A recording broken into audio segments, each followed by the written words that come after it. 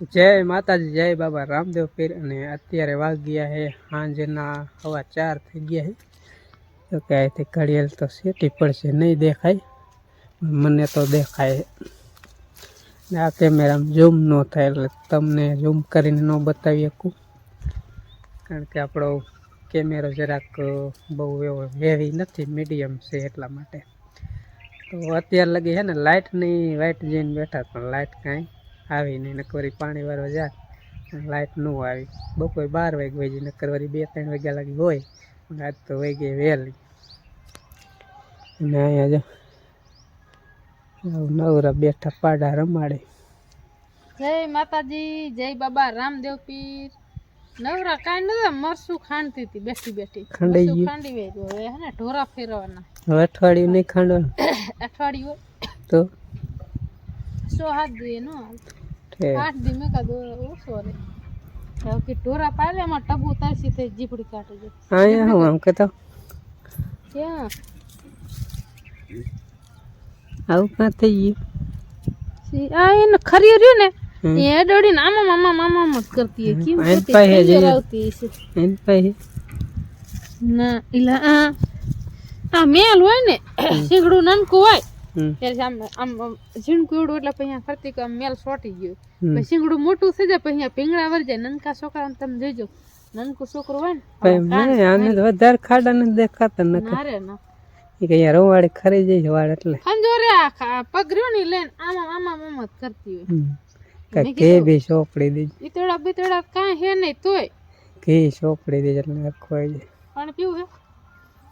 પાણી પીવું હે તરસી થઈ છે એટલે બપોર મૂક્યું હોય પણ પીવે નહીં. હાલ ઓલા દવા છાંટો વરગાડ્યો અહીંયા જાવ મોહન ને. હા શીખવાડી દીધું એમ ને દવા છાંટતા. મેં કીધું જા, કીધું કેમ થાય એકાદ પંપ છાંટ ખબર પડે. એ તો શીખવાડવું પડે જ ને, ખેડૂત દીકરાને બધું આવડવું જોઈએ. પાતરું આવડે નહીં, આપણે થોડી ધ્યાન દે ને તો ક્યારેક આપણે કપાણ હોય ને તો આપણે એમ કહીએ કે દવા છાંટી હોય મોહન તો છાંટી તો એકાદ પંપ છાંટાવે એમ. હા થોડું ઘણું પૂરું પડે. જાજુ ને 1-2 પંપ ઓછા કરાવે તો જા ઈ કિલ બાજુ છાંટવાનું ચાલુ કર્યું. તમે જાતે કે કિલ છાંટો નહીં?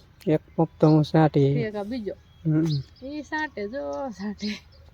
હાલો મારે ઢોરા ફેરવા એને વરગાડ્યો, કીધું કેવું છાંટે, કીધું હાલું એક પંપ છાંટું તો જોઈ લે. તો મેં એક પંપ છાંટ્યો ને લઈને જોઈ લીધું, બીજો પંપ એને સડાઈ વરગાડ્યો છે એટલે છાંટવા ગયો. કારણ કે આજ શુક્રવાર હતો ને એટલે બપોરે વીઆઈ હતો એટલે ઘરે હતો, નકર તો એ આવે જ દેશમાં મોરમાં ક્યારે કામ કરાવે. બરાબર, હાલો આપણે એ ભાઈ આવેલા જે કેવી છાંટે ને જોઈ.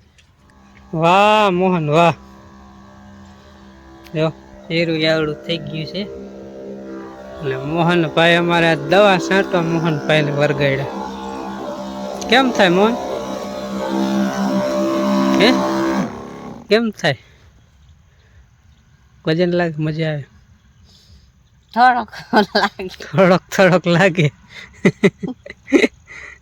જો અહીંયા લગી ક્યાંક તો મેં છાંટ દીધી હતી, એક પંપ મેં છાંટ્યો, બીજો પંપ મોહન છાંટે છે. હવે એ કેટલાક પોગાડે, પછી છેલ્લે એક પંપ હું છાંટતો, લગભગ 3 પંપ માન થાય છે આ જીરામાં. છોડવા ન હોય ને અહીંયા પગ દેવાય એટલે આવો, એમાં કાંઈ ન હોય, જીરું ઓછું ભાંગે છે. એક તો પારું જીરામાં પગ દઈ પાછું ભાંગે ને, એટલે જ્યાં ઓલું હોય ને ખાલા પગ મેલે જવાય, સાઈટે જેવું.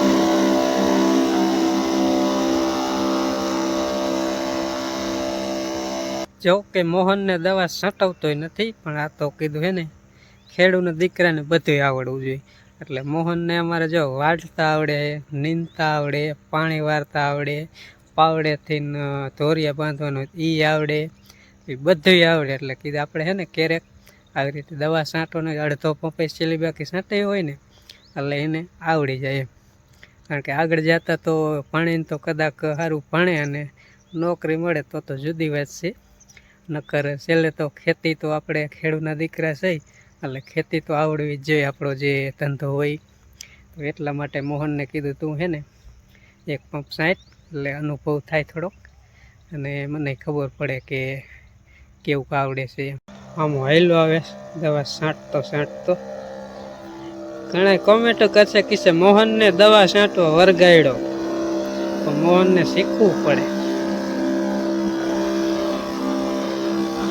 આવડી ગયું ને આવડી ગયું ને આવડે જ છે હે પપ ચાલુ હોય ને એટલે પછી સંભળાય નહીં એવું થાય ને વાહ વાહ વેડી વેડી વેડી એરું પારું પારું હે એટલે હે ને દવા ક્યારેક ક્યારેક છાંટી હી બહુ ખાસ કઈ કાટું હે ને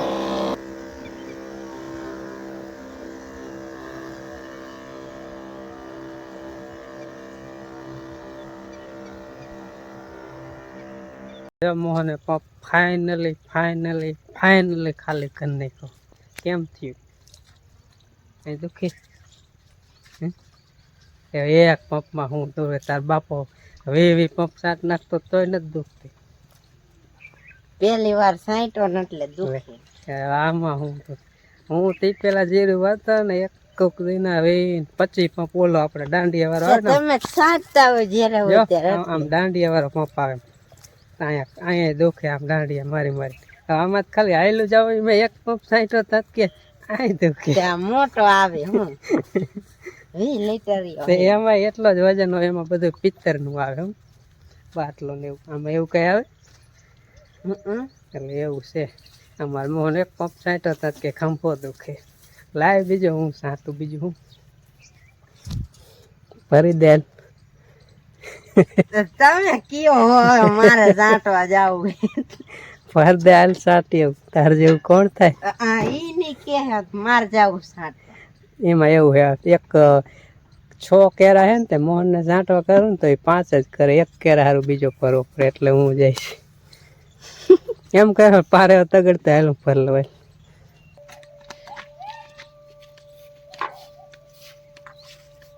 હવે દવા નાખ દઉં હા મોહન જો પારે તગડીને પાછો એને મેં કીધું હે ને એક પંપ જ છાંટવાનો હતો આ તો બીજો પંપ તો હું જ છાંટવાનો હતો ટ્રાય કરવા સારું જ કાઢ્યો કે દવા છાંટે હે ને કેવું આવડે હે ને બાકી મોહન ને એમ કે બધી મને છાંટવાના છે એવું કઈ છે નહીં જે હે ને તારા બાપ ખબર પડે હે લાય ખબર પડે હે ને હા પણ ચાલી રાખવાની જે તો તાર પપ્પા રે ને એ પણ છાંટવાનો હોય ને તો છાંટી દે આ કામ આવી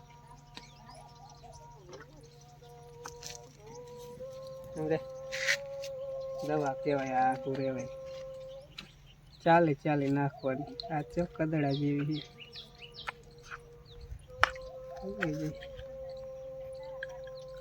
ઓલ બાજુ રહ્યું ને ઓલું જામી જેવી ને દવા એટલે નો નીકળે જલ્દી દવા હું ઓલું દવા પાતી હતી ને એમાં એવી કારી હતી એવી દવા હુકાઈ જાય ને આમ જરીક ઘાટી એટલી રહી ત્યાં બંધ થઈ જાય પછી પાછું વળી લાકડું નાખીને આપણે ઓલું જો હમું કરીને એટલે હરખું પાસ થઈ જાય કદડા જેવી જામી જાય આપડા ટાંકામાં તો ઈ જ નખાય ને તો આ શું કામ નાખવો જોઈએ ઈ દવા જેવો કામ કરે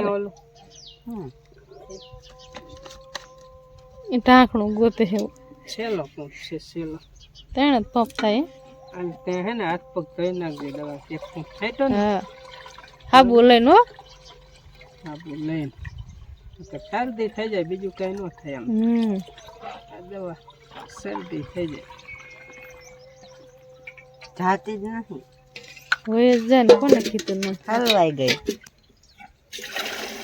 કાંઈ હલવાઈ ગઈ પાણી નાખે એટલે ગોગડા હે તો ફાઇનલી આપણે દવા તો છાંટી દીધી એક પંપ છાંટો નતો એ ને વધી ગઈ થોડીક બકાલામાં છાંટી દીધી ને પંપ લેવાની મેળવી દીધો ને હવે આ બ્લોગ પૂરો કરવાનો થાય કારણ કે હજી આપણે આ ચેનલમાં વધારે લાંબા બ્લોગ નથી બનાવતા પણ આ થોડોક વધારે લાંબો બની છે ને મારા અંજીને જો હે ને પરીક્ષા દેવા વાંકાનેર જવાનું કાલ નવોદયમાં તો કઈ સ્કૂલમાં વારો આવ્યો છે લોકશાળામાં જવાનું છે તો એને સવારમાં લગભગ હું મેળવા જઈશ સિંધાભાઈ એખાદા જઈશું મેળવા પછી એખાદા લેવા જઈએ એવું કંઈક કરશું તો ચાલો વિડીયો કેવો લાગ્યો કોમેન્ટમાં કીજો લાઈક શેર ને ચેનલમાં સબસ્ક્રાઈબ કરજો ફરી મળીએ નવા નેક્સ્ટ વ્લોગમાં ત્યાં સુધી બધાને જય માતાજી જય બાબા રામદેવ